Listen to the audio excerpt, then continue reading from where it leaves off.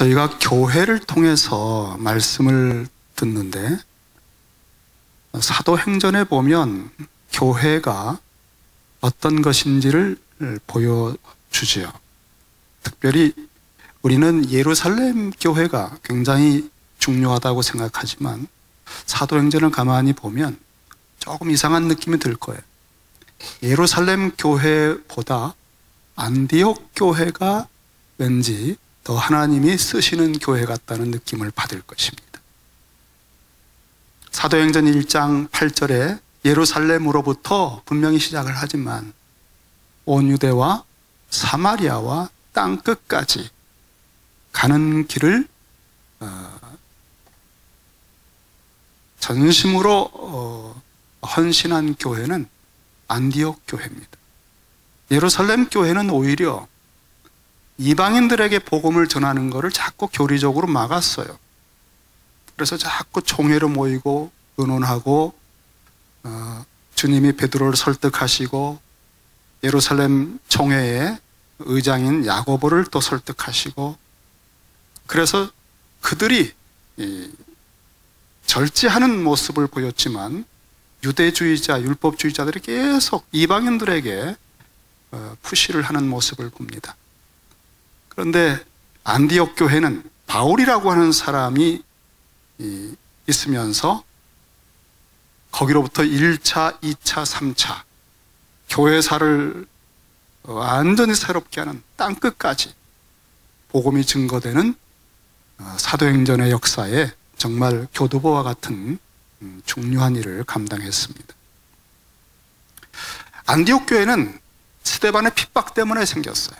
핍박을 받고 흩어지던 사람들이 가다가 유대인들에게만 복음을 전하다가 이방인들에게도 혹시 하고 복음을 전했습니다.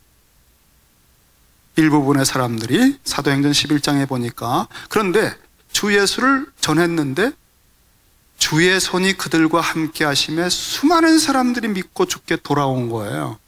그러니까 주님이 그거를 기대했는데 그냥 한번 복음이나 전해볼까 하라고 이방인들에게 전했는데 그때 그냥 하나님의 영광이, 역사가 나타난 거예요. 바로 이거야, 내가 이거 좋아하는 거야, 이거 원했던 거야. 그러고 막 복을 주시는데 어마어마한 사람들이 온 겁니다. 참 하나님 기뻐하시는 일을 해야 역사하실 텐데. 그래서 예루살렘 교회가 그 소문을 듣고 바나바를 파송했잖아요.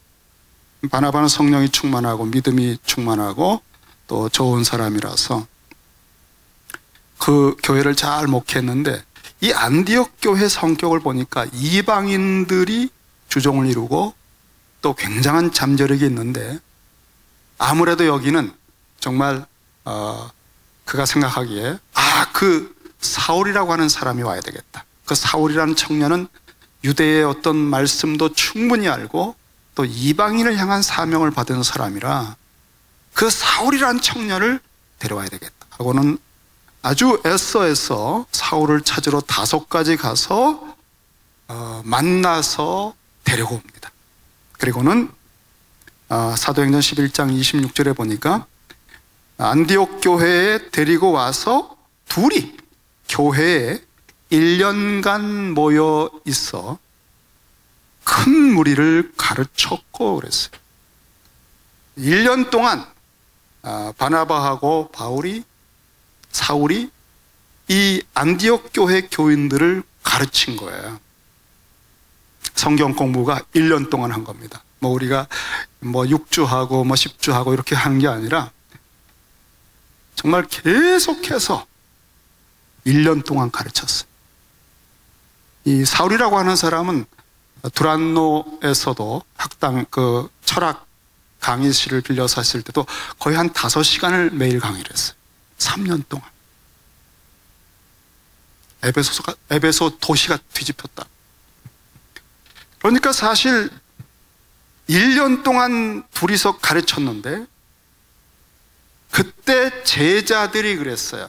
가르침을 받은 사람들을 제자들로 말하고 제자들이 안디옥 교회에서 비로소 그리스도인이라 일컬음을 받게 되었더라.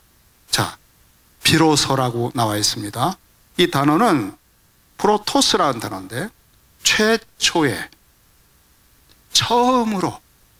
여러분, 예루살렘 교회에서 몇만 명 모였어요. 그리스도인이죠. 그런데 외부에 있는 사람들이 그리스도인으로 부르진 않았습니다. 근데 1년 딱 성경 공부한 후에 주변의 사람들이 이 안디옥 교회 교인들을 처음으로, 자, 사도행전 전체 문맥에서 처음으로, 교회 역사상 처음으로 그리스도인이라고 불리워졌다는 거예요. 그러니까 굉장히 중요한 순간이 사도행전 11장이 안디옥 교회에 있는데, 그러니까 진짜 이 교회가 주님이 꿈꾸던 교회라고 하는 표지를 보여준 거예요. 왜?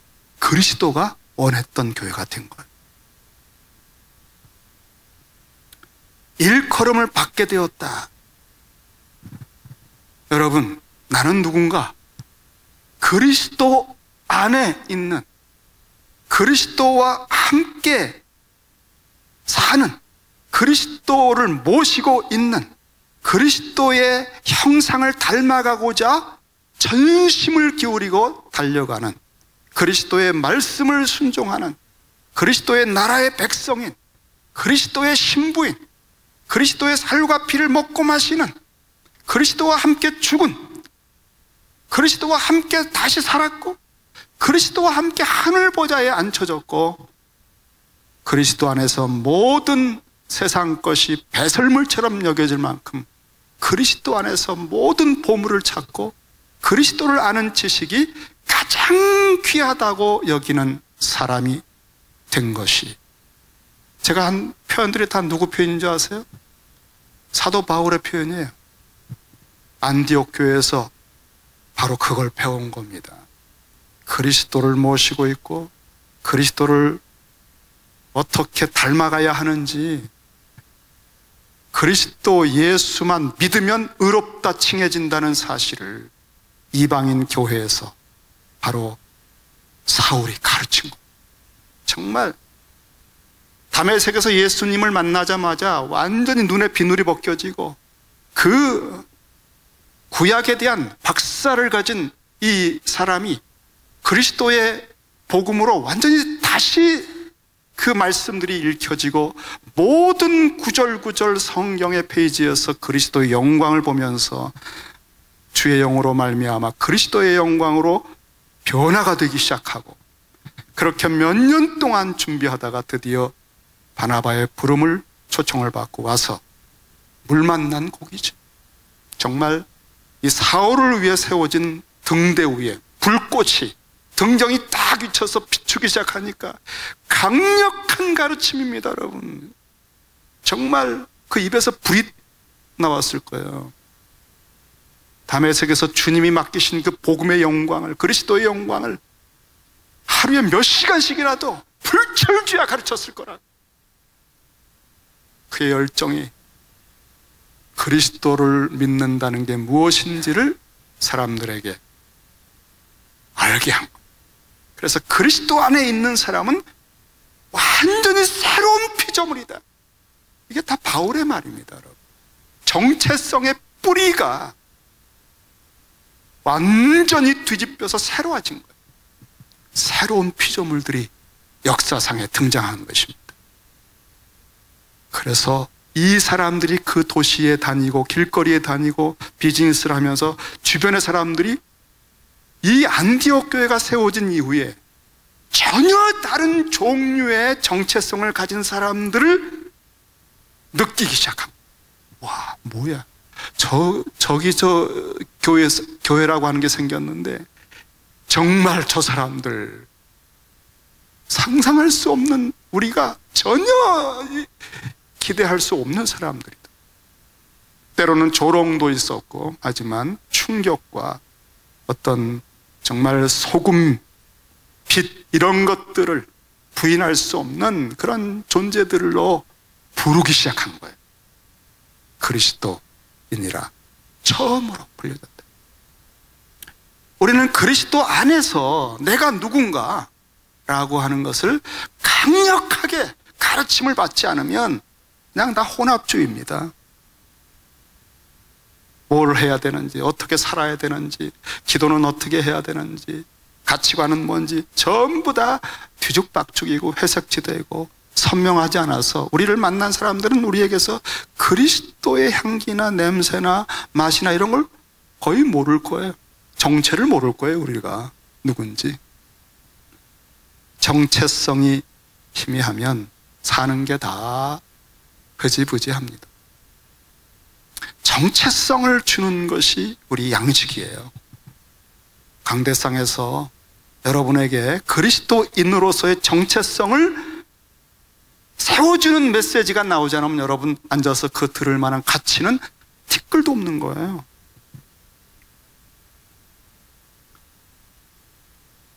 이 바울이 1차 선교여행, 2차 선교, 3차 정말 산전수전을 다 겪으면서 복음으로 역사를 바꾸고 사람들이 다 완전 새로운 피조물로 정체성이 바뀌어서 온 천하에 복음을 전하고, 이제 그가 로마의 옥에 갇혀 있을 때 그 지나온 수많은 사건들과 주님의 역사를 깊이 회고하고 묵상하면서 교회란 무엇인지, 그리스도인은 누구인지를 아주 심오하게 다시 묵상하고 정리한 것이 에베소서죠. 에베소서 옥중서신입니다. 그는 에베소서 1장 1절부터 숨도 쉬지 않고 내리쓴 1장의 말씀, 거긴 쉼표가 없어요. 그냥 내리다 한숨에 쓴 거예요. 1장을 조금 읽어 드릴게요. 그가 어떤 생각을 하고 있는지. 하나님의 뜻으로 말미암아 그리스도 예수의 사도된 바울은 에베소에 있는 성도들과, 자, 어느 지역에 있습니다. 시카고에 있는 베들레헴 교회. 이건 지역적인 정체성이죠. 굉장히 중요한 표지입니다. 그런데 그가 이렇게 또 말해요. 에베소에 있는 성도들과 그리스도 예수 안에 있는 신실한 자들에게 편지하노니. 우리는 시카고에 있으면서 동시에 그리스도 안에 있는 겁니다. 우리의 정체성의 자리. 우리에게, 그러니까 이 서신은 바로 우리에게, 에베소 교회뿐 아니라 그리스도 안에 있는 우리에게 이 말씀을 하는 거예요. 그 다음 2절에 하나님 우리 아버지와, 하나님을 아버지라고 했어요. 주 예수 그리스도로부터 은혜와 평강이 너희에게 있을지어다. 은혜와 평강은 다 아버지와 아들에게서 옵니다. 다른 데서 찾지 마세요. 이때부터 이제 감격이 막 터지니까 그가 찬송하리로다 이렇게 말했어요. 하나님 하놓고, 하나님이 우리에게는 누구신가? 곧 우리 주 예수 그리스도의 아버지께서. 하나님은 가장 먼저 예수님의 아버지셨어요.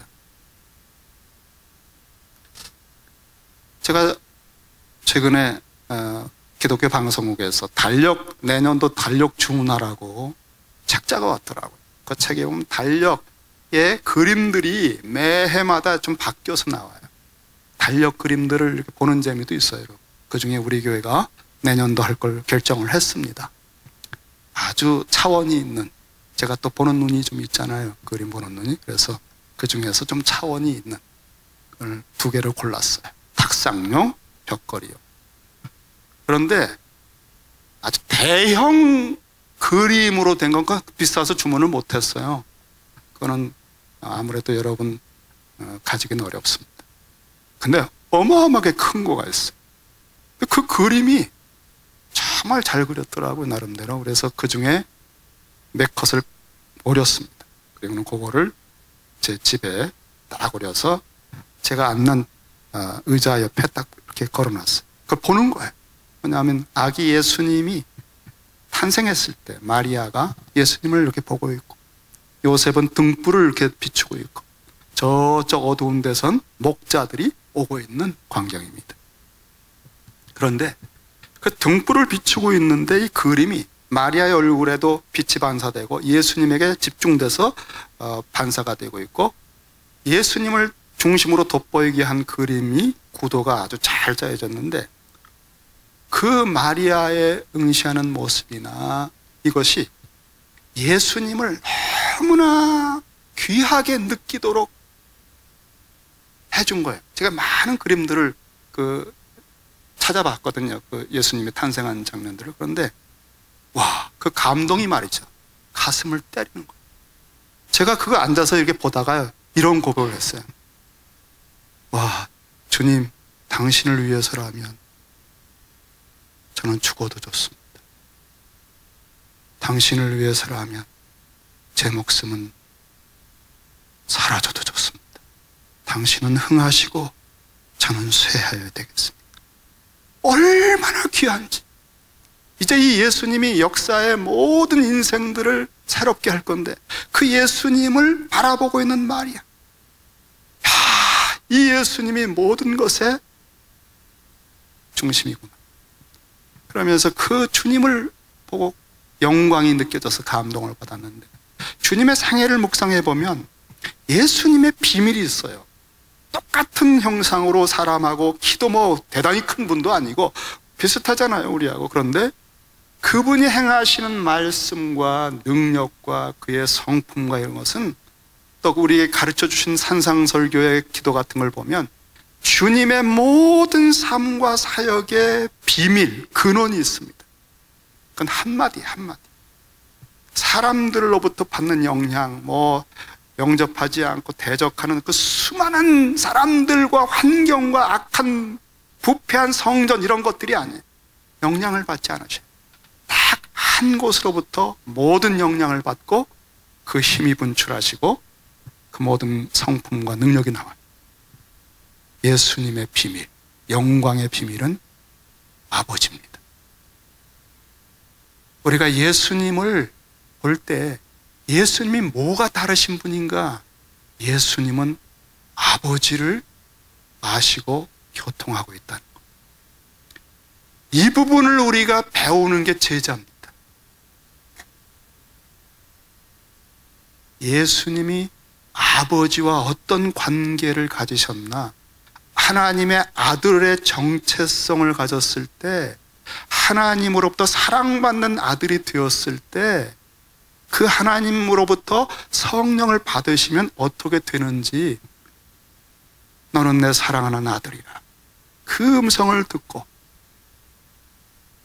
아버지로 부르며 기도하시고, 아무도 몰라주고 왕이신 당신을 대적하고 십자가에 못 박는데도 아버지여, 저들을 용서하소서. 우리가 산상설교에서 주님이 가르치려고 했던 결정적인 내용이 뭐겠습니까? 하나님이 너희 아버지다, 이거 가르쳐 주시려고 하는. 기도도 이렇게 해라, 주기도문이죠. 하늘에 계신 우리 아버지, 그리고 아버지의 아들로 살아라. 아버지께서 선인과 악인에게 해와 비를 주시듯 주님의 가르침의 비밀, 주님 자신의 비밀은 아버지였다는 거예요. 그러니까 이거를 우리가 알면 정말 시간은, 세월은 짧은데 전체를 알 수 있어요. 예수 그리스도의 아버지께서, 그 다음에 그리스도 예수 안에서, 이 사도 바울의 가르침은 그리스도 예수 안에, 이게 안디옥 교회에서 그렇게 안디옥 교인들이 배운 거예요. 그래서 그리스도인이 된 겁니다. 불려진 거예요. 그리스도 안에서 하늘에 속한 모든 신령한 복을 우리에게 주시되, 이야, 그리스도 안에서 그리스도가 누리고 있는, 하나님 아버지와 주님이 누리고 있는 그 삼위일체의 교통 가운데 있는 모든 복, 그 모든 신령한 복을 우리에게도 그리스도 안에서 주셨다는 거예요. 그런데 그게 뭘까요? 핵심이 하나님의 아버지시고 그리스도는 아들이신데 그 신령한 모든 복의 핵심은 뭘까요? 아들 되게 하는 것입니다. 조금 더 들어보세요. 그 신령한 모든 복을 우리에게 주시되 곧 창세전에 그리스도 안에서 우리를 택하사 우리로 사랑 안에서 그 앞에 거룩하고 흠이 없게 하시려고, 거룩하고 흠이 없는 모습의 완전하신 형상이 누구일까요? 아들 예수님이에요. 그래서 그 다음 또 들어보세요. 그 기쁘신 뜻대로 우리를 예정하사 예수 그리스도로 말미암아 자기의 아들들이 되게 하셨으니, 하나님 아버지께서 주시는 복의 핵심, 모든 신령한 복의 근원은 우리가 하나님의 아들 예수님처럼 되는 것입니다. 그래서 우리가 예수님을 배울 때 예수님이 아버지와 어떤 관계를 가지신 정체성으로 사시나 요거를 배우면 정말 그 믿음이 겨자씨만큼만 있어도 산을 옮기는 거예요. 우리 자신이 변화가 되고 우리 주변의 모든 것이 변화되는 것입니다. 이게 제자의 길인데, 이게 기도인데, 이게 우리가 변화될 목표인데 우리가 헛수고를 많이 한 것 같아요. 말씀을 우리가 다시 한번 정리를 해야 되겠습니다. 그래서 사도 바울은 지나온 그 복음 예수 그리스도 안에서 이 허물과 죄로 죽은, 이게 에베소서에 나옵니다. 우리의 과거 모습, 그리스도 안에서 예수를 만나기 전에, 그리스도의 십자가와 부활을 통과하기 전에 우리 모습을 아주 얼마나 처절한 모습이었는지를 이미 묘사를 했죠. 허물과 죄로 죽은 우리, 세상의 풍속을 뜯고 이 세상 신을 쫓아 마귀에게 속했던 우리를 그리스도와 함께 죽고 그리스도 안에서 다시 살고 하나님 보좌에 앉혀진 아들처럼 이제 만드셨다. 그래서 예수를 믿을 때 칭의를 얻었다. 이게 바울의 로마서의 중요한, 그의 서신서의 중요한 것이 칭의. 지난 시간에 얘기했죠. 우리에게 있는 하나님을 떠난 원죄가 있는데, 원죄는 두 가지라고 그랬죠. 죄에 대한 책임을 지고 정령 죽으리라, 죽는 것, 죄책이라고 하는 것과 죄를 짓고 타락한 본성이 완전히 베어버린 자기 중심성으로 살아가는 이 악한 본성, 이게 오염이라고 그랬어요. 예수님은 우리를 위해서 아들 되게 하시기 위해서 두 가지를 하셨는데, 칭의를 주셨는데, 그리스도 안에서 하나님이 칭의는 두 가지를 한 거예요. 첫 번째는 십자가에서 죽으심으로 우리의 죄책, 영원히 죽을 수밖에 없는 진노와 저주를 다 제거하시고, 그 다음에 깨끗해졌죠. 목욕했죠. 그러나 의의가 없어요. 그 다음에는 두 번째, 태어나서부터 성령 안에서 태어나셔서 죄가 없으신 분이 티끌도 하나님 아버지의 뜻을 어김이 없이 아버지의 모든 계명과 율법을 완벽하게 순종하시며 아버지를 기쁘시게 해드린 완전한 의의 옷을 우리에게 입혀주셔서 우리를 의롭다 여겨지게 해주신, 이것이 칭의입니다. 칭의. 깨끗하게 죄책을 씻어주시고 우리를 그리스도의 옷으로 입혀주셔서 의롭다 여김받아 이렇게 구원받은 우리가 되게 한 칭의를 주셨어요. 그런데 칭의보다 한 단계 더 높은 것이 있습니다. 그것은 하나님의 아들 되는 것. 칭의는 법적인 선언이에요. 아직 우리 의의가 없어요. 사실 칭의를 받고도 우리 속에는 해결되지 않은 오염이, 부패한 본성이 드글거려요. 출애굽을 했어도 메뚜기 근성들이 평생을 쫓아다니는 것처럼 우리는 의롭다 여김을 받았지만 아들의 본성, 아들의 성품, 아들의 형상을 이루어가는 그 길을 들어서야 되는데 이게 아들 되는 성화예요. 우리 주님께서 우리를 칭의로 끝나게 하는 게 목표가 아니라 흠도 없고 점도 없으신 당신의 그 수준으로 우리를 기르시기 위해서 하나님의 아들로 변화시켜 갑니다. 여러분, 하나님의 아들 되는 것이, 그리스도의 형상으로 장성한 분량되는 것이 남은 생애의 모든 신앙생활입니다. 우리가 겪어서 매일매일 만나는 사건, 감정의 기복, 생각의 모든 도전들, 위기들, 이런 것들은 결국 무엇을 위한 것일까요? 로마서 8장을 보면 우리가 알거니와 하나님을 사랑하는 자, 곧 그의 뜻대로 부르심을 입은 자들, 그 부르심을 받고 우리가 중생을 하고 칭의를, 의롭다 이름을 받습니다. 그들에게 모든 것이 합력하여 선을 이룬다. 하나님께서 모든 주권과 섭리와 인도와 역사하시는 것이 선을 이루는 거예요. 에덴 동산에서 선은 뭐죠? 생명을 주잖아요. 근데 그 선의 극치, 선한 목자이신 그리스도, 하나님의 선하심, 그것을 온전히 닮은 건 누구일까요? 생명이 충만하신, 나는 선한 목자라 생명을 주되 풍성하게 준다고 하는 그 진정한 선하신 아담이 잃어버린 그 영광의 모든 모습은 누구를 보여줄까요? 모든 것이 합력하여 선을 이루는 그 선은 무엇을 향한 것일까요? 그 다음 절을 들어보세요. 하나님이 미리 하신 자들을 또한 그 아들의 형상을 본받게 하기 위한. 여러분, 우리가 매일매일 겪고 평생 겪는 업앤다운하고 괴로움을 겪고 또 기도하고 또 하나님께 나아가는 이 모든 과정의 목표는 딱 한 가지예요. 그 아들의 형상을 본받게 하기 위해서입니다. 이게 선입니다. 선. 우리는 하나님의 아들들로 칭의를 받고 하나님의 아들로 여김을 받았고, 이제는 우리가 살아가는 모든 것이 하나님의 손에 의해서 아들로 길러주시는 과정이에요. 이 사랑을 누구도 끊을 수가 없어요. 정말 여러분, 하나님이 아들로 길러주시는 겁니다. 그러니까 생각이 나네요.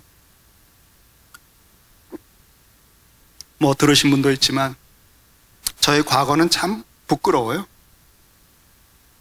저는 아버님이 아침에 나가시면 밤에 들어오시고 얼굴을 잘 못 봤어요.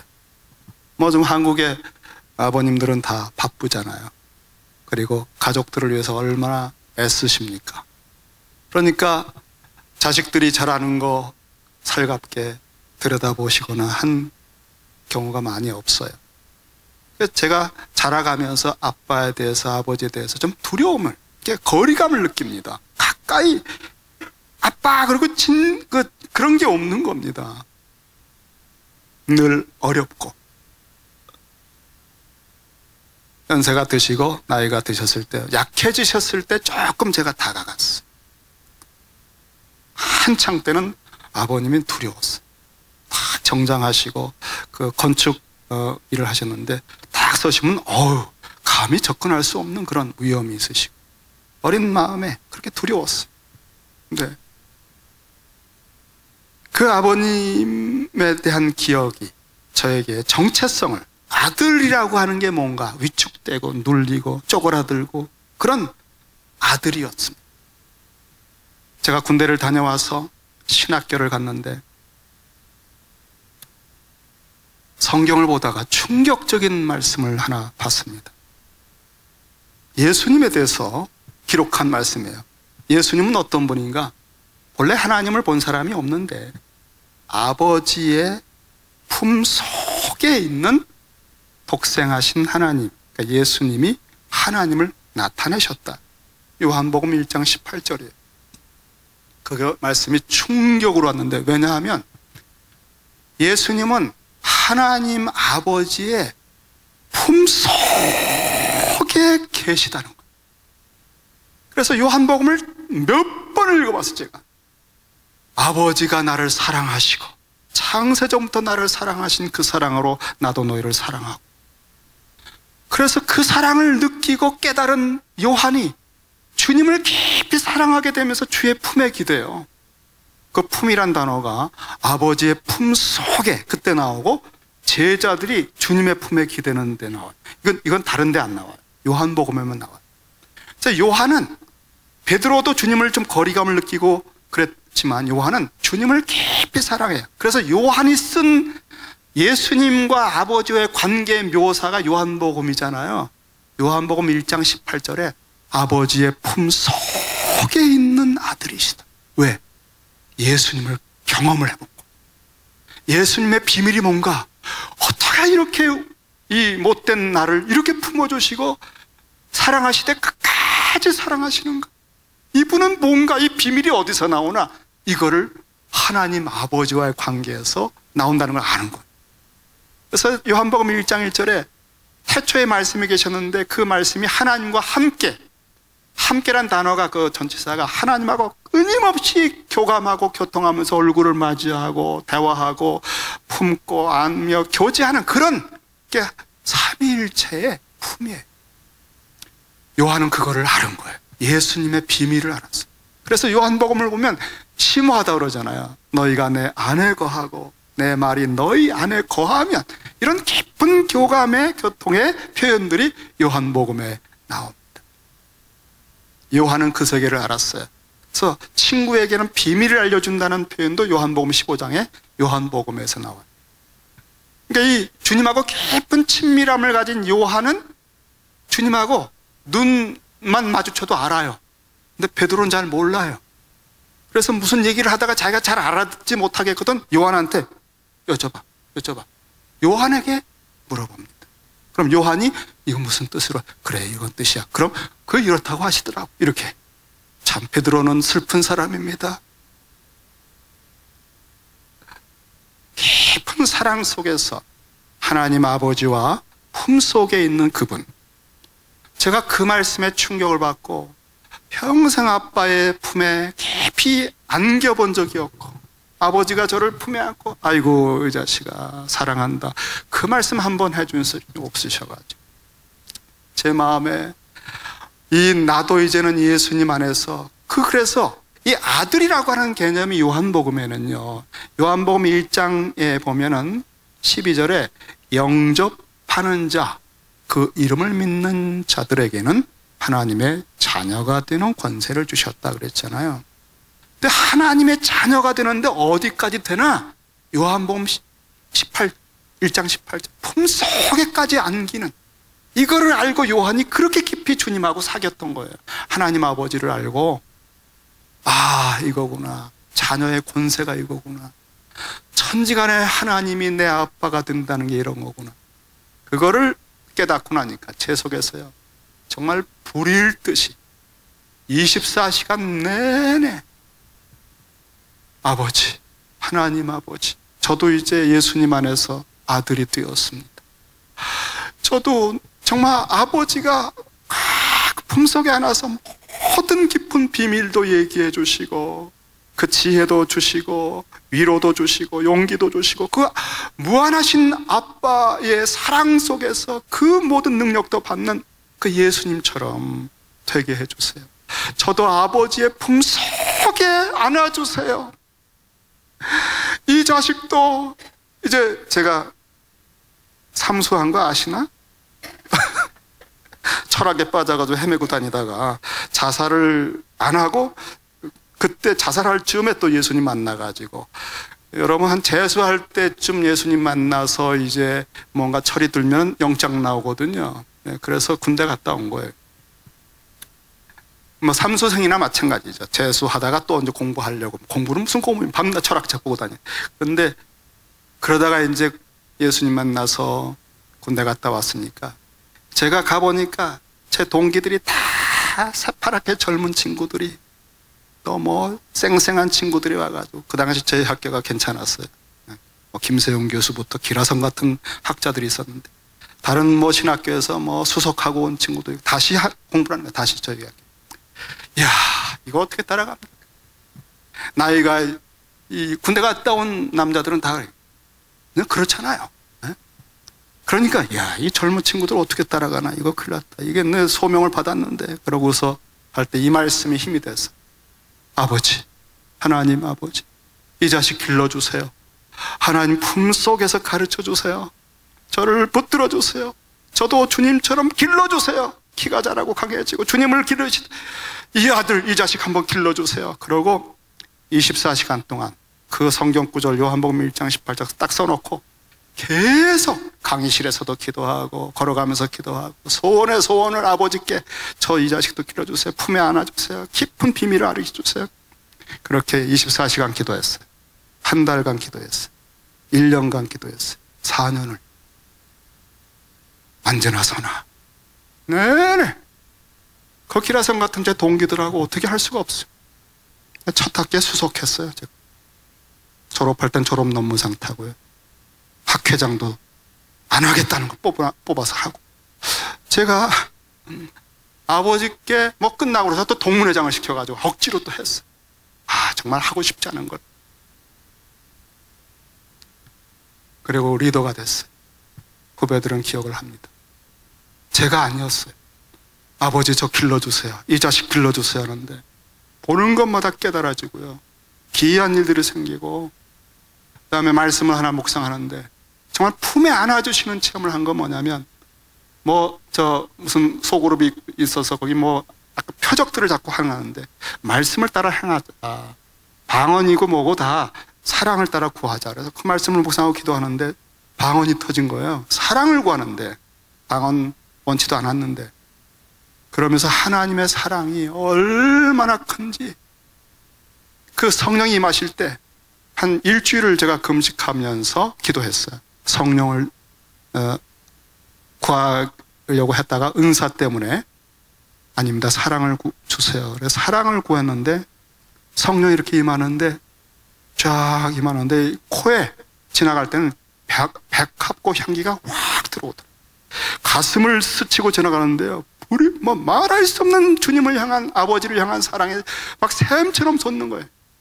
그 기숙사에 들어갈 수도 없고 그냥 대충 예배 마치고 기도실 가가지고 밤새워서 찬양을 했어요. 하나님의 사랑을.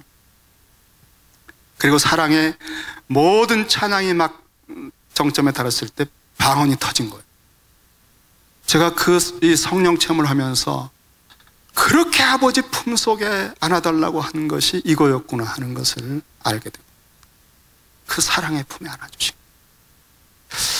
우리는 예수님이 정말 하나님 아버지에 의해서 모든 능력과 지혜와 그분의 성품이 나온다는 것을 초점을 딱 맞추면 비로소 제자가 되는 거예요. 주님에 관하여 배우고 제자의 원리는 이거고, 쓸데없는 짓입니다, 여러분. 그 제자 훈련 받아가지고 이렇게 개독교가 됐습니다. 이름 소금이 됐어요. 주님을 볼 때 주님이 아버지에게 어떤 아들이셨나, 내가 하나님의 아들이 됐으니까.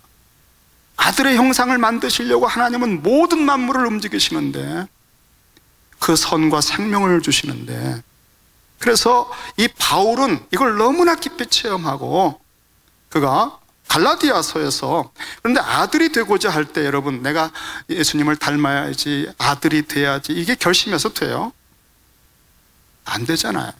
아들은요, 아들의 영이신 성령으로만 돼요.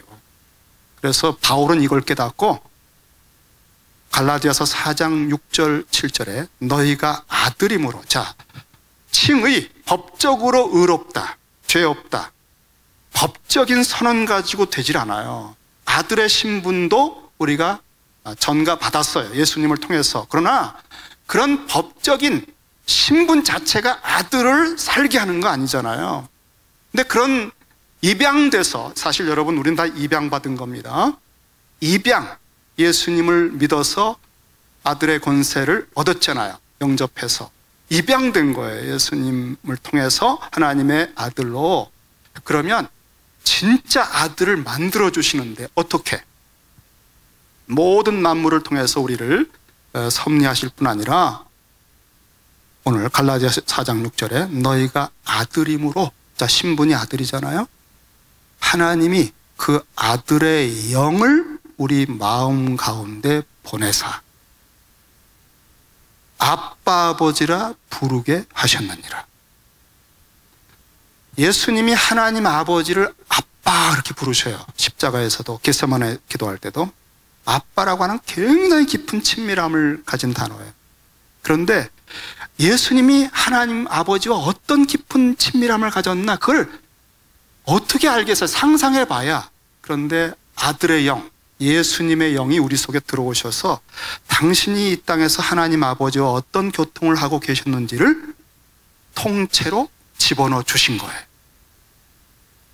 그래서 아들을 닮아가는 겁니다. 내가 예수님 본받아 가는 게 아니에요. 아들의 영이 오셔서 거듭난, 하나님의 형상으로 거듭난 베이비 같은 우리를 키워주시는 거예요. 근데 종자가 이미 살아났기 때문에 키워주실 수가 있는 거예요. 그 다음에 복음서의 말씀을 보면 예수님이 어떻게 사셨는지가 나와 있잖아요. 텍스트가 있잖아요. 그 다음에 아들의 영이 우리 속에 직접, 이게 바로 내가 그때 이렇게 한 거야. 아버지하고는 이런 마음이었고 그 사람들은 내가 이렇게 긍휼히 여겼어. 그게 아들의 영 안에서 복음서의 말씀이 입체적으로 교감이 되는 거예요. 그때 그리스도의 영광을 보는 거예요. 주님의 영광을, 기록된 말씀 안에서 그때 우리가 말씀을 볼 때 수건을 벗은 얼굴로 주님의 영광을 보매 그리스도의 모습으로 화하도다. 주의 영 안에서 우리 안에 계신 주의 영이 그 기록된 말씀 안에 있는 예수님의 생애를, 그게 무슨 뜻인지를 생생하게 우리에게 일깨워 주셔서 주님을 닮아가게 하시는 거예요. 그러므로 내가 이후로는 종이 아니요 아들이니, 아들이면 하나님으로 말미암아 유업을 받을 자니라. 놀라운 유업을 받습니다. 이 바울은 이 사상이 한 군데만 쓰는 게 아니에요. 그가 선교 1차에서 3차 전 땅끝까지 다니면서 이 복음을 전하는 거예요. 이거를 안디옥 교회에서 전했고, 그래서 그리스도인이라 칭함받았고, 로마서 8장에는 무릇 하나님의 영으로 인도함을 받는 사람은 곧 하나님의 아들이라. 하나님의 아들은 하나님의 영으로 인도를 받는 거예요. 신약의 중요한 원리입니다. 너희는 다시 무서워하는 종의 영을 받지 아니하고 양자의 영을 받았으므로 우리가 아빠 아버지라 부르짖느니라. 양자의 영입니다, 여러분. 양자의 영. 우린 친자식은 아니에요. 그거 아셔야 돼요. 어느 가정에서 입양된 아이가 있는데 그렇게 언니, 오빠가 구박을 하더래. 그냥 좀 사랑을 더 받았나 몰라, 그렇게 구박을 하면서 너무나 결정타를 먹인 거예요. 해서는 안 될 말을 코너에 딱 몰아놓고, 너희 자식아 까불지 마. 넌 입양된 거야 임마. 우리 엄마 아빠가 너 임마 데려온 거야 임마. 완전 죽이는 거지. 엄마 아빠가 얘기를 들었어요. 너무너무 가슴이 찢어지는 거야. 그래가지고 큰애들을 불렀어요. 그래가지고 말했어요. 너희들도 입양됐단다.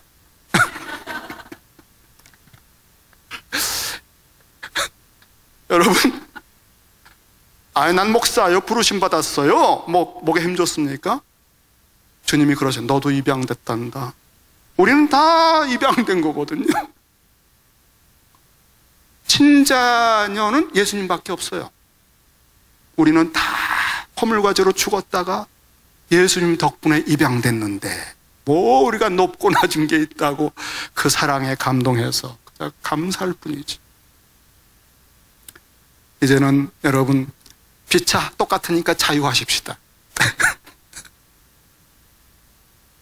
그래서 이 로마서에서도 양자영을 받아서 성령이 친히 우리의 영과 더불어, 자, 거듭난 우리 영이 우리 안에 있어요. 거듭난 영, 영생하는 우리입니다, 여러분.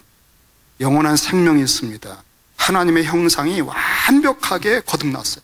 우리는 굉장히 아름다워요. 우리 속에 우리 진짜 정체성이. 근데 그것뿐 아니에요. 거듭난 영에 예수님의 영이 거하고 있어요. 와, 여러분, 우리는요, 속을 들여다보면 우리 정체성은요, 수천억으로도 바꿀 수 없는 십자가의 핏값으로 만든, 그리고 그리스도의 완벽한 영원한 의가 덮여져 있어요. 그리고 하나님이 우리 아버지예요. 이 정체성에 대해서 겨자씨만큼만이라도 필링을 느끼면 여러분, 그때부터 변하는 거예요. 그거를 느끼게 해주려고 실제 아들의 영이 오신 거예요. 그래서 아빠라고 확신을 가지고 부르게 하시는 거예요. 그래서 성령을 근심케 하면 안 돼요. 그럼 자꾸 옛날로 돌아가요. 자, 자녀가 됐잖아요. 여기도 갈라디아서처럼 똑같이 반복해요. 뭘 반복하냐면 자녀이면 또한 상속자라는 거예요. 곧 하나님의 상속자라.